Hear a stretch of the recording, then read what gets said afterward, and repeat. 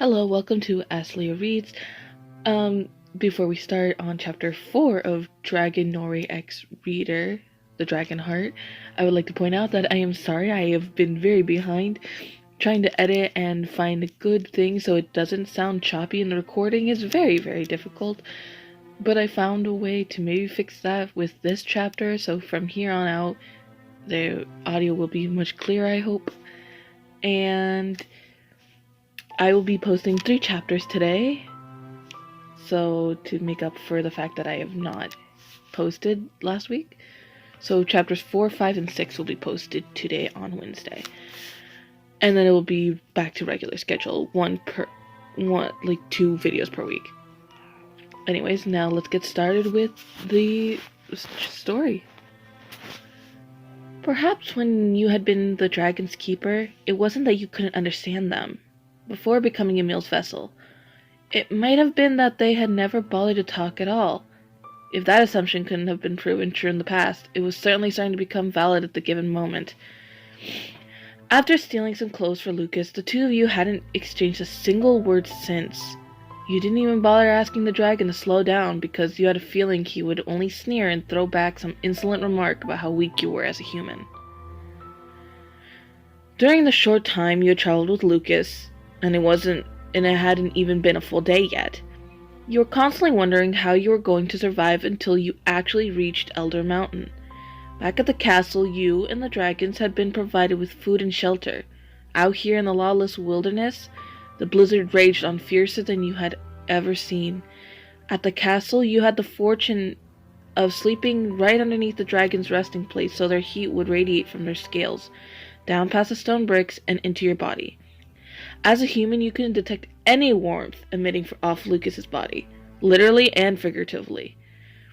Lucas had just as cold of a personality as he did as a human, as well as a dragon, and in the times you had managed to catch up with him, only to fall behind moments later, he didn't feel the slightest bit as warm as he did at the castle.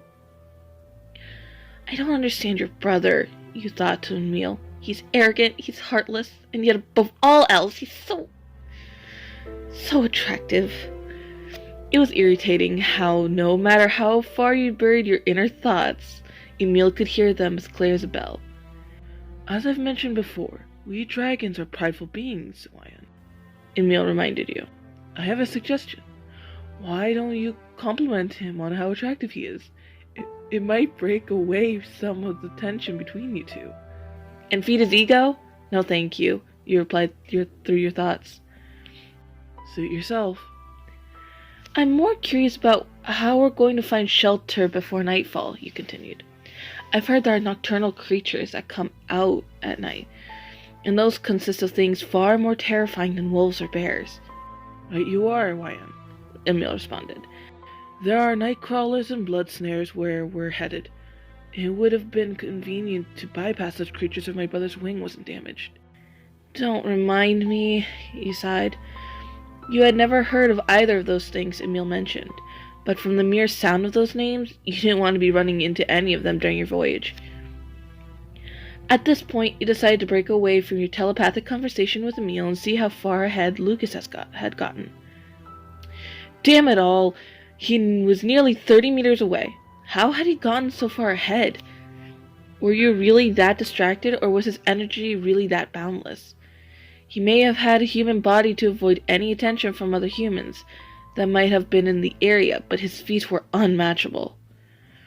Gurgling softly to yourself, you began to quicken your pace by picking up your snow boots and doing the best you could to stay on the narrow path Lucas had plowed for you. It would have been easier to ask him to wait for you, but you had your pride too, and you weren't about to let the dragon get the better of it. By the time you were within normal speaking distance of Lucas, the sky had turned from a bright white to a darkening gray. The sun was going down, and if the two of you didn't find shelter soon, you were sure to freeze to death. Lucas, do you have any idea of how we're going to find shelter before dark? You asked, noticing how labored your breathing sounded. It was the first time you had actually spoken for a while, so your audible voice nearly sounded unfamiliar. We simply stop when I say it's time to stop, Lucas answered in a monotone voice. his pace continuing at his unusually alarming speed. You frowned. How long can dragons go on without eating? You wondered. With a proper meal, we can go on for at least 10 days at this pace, Emil answered to your thought. I would assume a human would last a little less. In a suitable environment, we can last a long time, you pointed out. But in these conditions, traveling like this in a blizzard, I really can't answer for myself. Then perhaps it's time to call the day's voyage off, Emil suggested. I don't want the journey to put any more strain on your heart than it is needed. There is also my life to consider too, after all. You rolled your eyes. They were getting dry from the cold and lack of water in your system. Emil was right. You had to stop. Lucas! You called out to the dragon, who had made a fair amount of distance between the two of you. The dragon looked back and stopped for you to catch up. When you reached his side, you were nearly out of breath, like you had done an errand for every single person in the castle. Not only that, but your chest felt like it was going to explode. Being the vessel of a dragon's soul was harder than you had expected. Though there weren't many set expectations to begin with, since it was the first time you had heard of a dragon's soul being able to use a human as a vessel.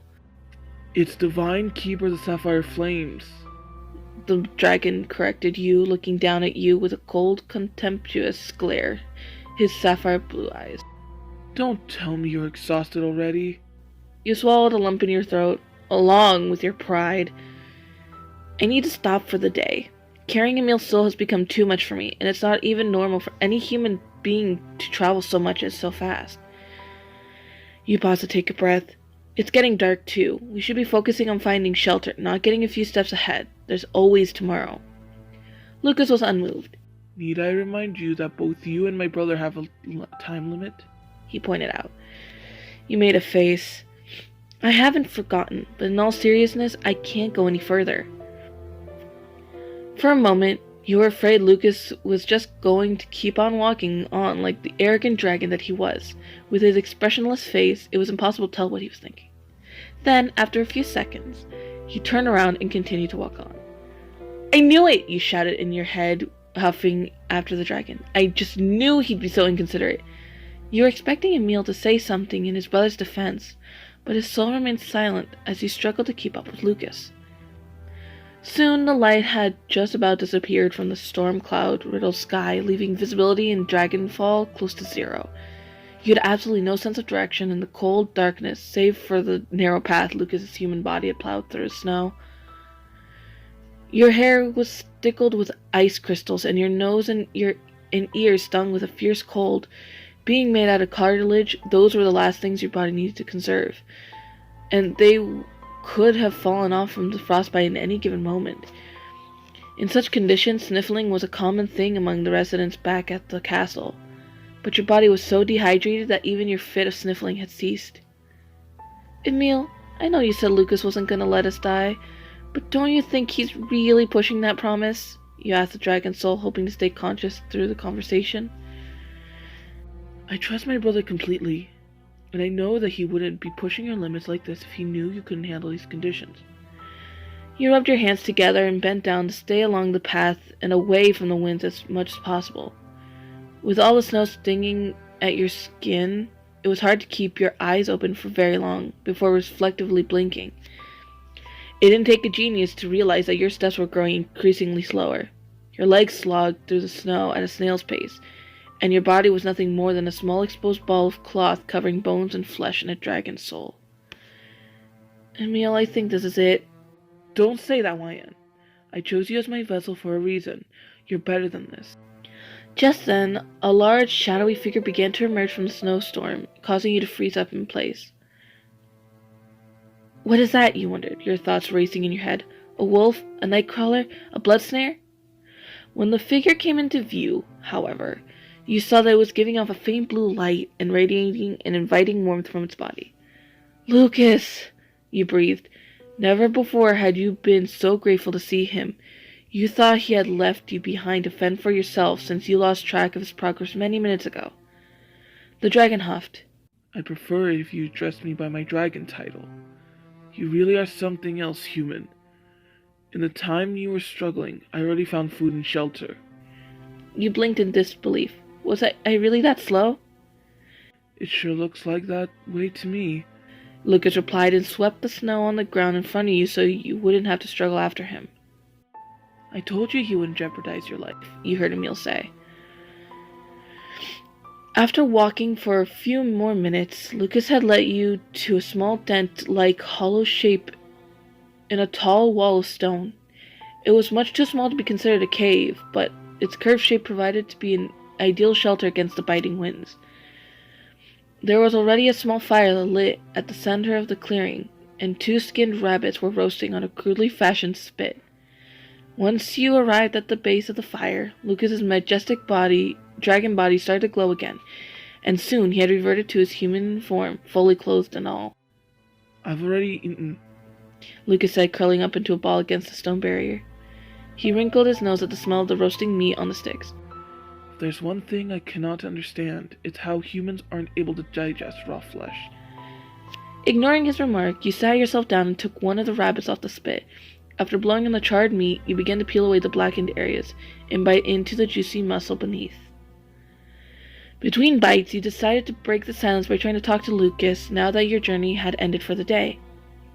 Have dragons always been able to transform into humans in the past? You asked. Lucas shrugged. As far as I know, we've always been able to do it, but dragons are only able to take the form of the first human they've bonded with in both heart and soul. You frowned. So at some point, you've done the same thing Emil has done? Yes. Lucas nodded. The vessel I chose was a prince praised for his beauty and powerful ability to govern. He sighed. I thought I had chosen well, but his pride and vanity still have an impression on me. I also inherited the human name Lucas as a result. So that's where his cocky attitude and name come from, you thought. And what of Emil? You then asked, after swallowing a mouthful of rabbit meat. Does he already have a human form? Lucas narrowed his eyes.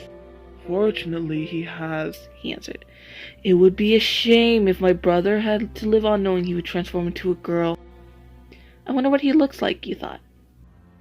I would say I chose a decent human for my first vessel, Emil replied, making you jump. That's right, you can hear my thoughts, you miserably thought, and continued eating. After finishing your meal, your stomach was full of rabbit meat, and your eyes began to droop with the coming of sleep. It had been a long day, and from what Lucas had told you, the journey would be even harder from here on out. When he saw you were done eating, Lucas walked to the fire and stamped it out, extinguishing all visible light and heat for kilometers around. Immediately after the fire went out, you began to shiver. It wasn't just the loss of heat that made your teeth chatter, it was also the lack of the comfort the light had given you. Of course, Lucas could justify that he had stamped the fire out as to avoid drawing attention to the two of you. To avoid the winds as much as possible, you pushed yourself against the wall and tucked your legs and arms as close as you could to your body to maximize the heat circulating in your body. Why, oh why, couldn't you have inherited Emil's warmth when you took up his soul? It would have made the journey far more easier. Just then, you heard Lucas walking over to you in the darkness. You're shivering, you heard him say. You didn't dare try to say anything in the case that he would be able to hear your teeth chattering past your sealed lips. I really need to get some sleep, you thought, and shut your eyes. Back at the castle, you had heard the blusterous winds of Dragonfall. Cold or not, you knew that you would need every bit of energy you could conserve for the morning ahead. But before you could try to fall asleep, you heard what sounded like a sigh, drifting along with the wind. If you're cold, you could just tell me, you heard Lucas say. Then before you could reply, you heard him settle down next to you and press his body against yours. What? I'll admit, while my human body isn't as generous with heat as my true form, this body should be enough to last you through the night, Lucas murmured. You couldn't see his face, but you could smell the familiar, musty scent from your old room in the castle from the clothes he was wearing. Don't get the wrong idea, YN, Emil piped up after hearing your inner thoughts. He's just doing this to keep you warm. You frowned. No need to remind me, Emil. I don't think your brother would be suitable for a lifetime commitment anyway. Just before shutting your eyes, Lucas murmured something softly into your ear. Good night. You heard. Your heart skipped a beat. Oh, how thoughtful. Brother.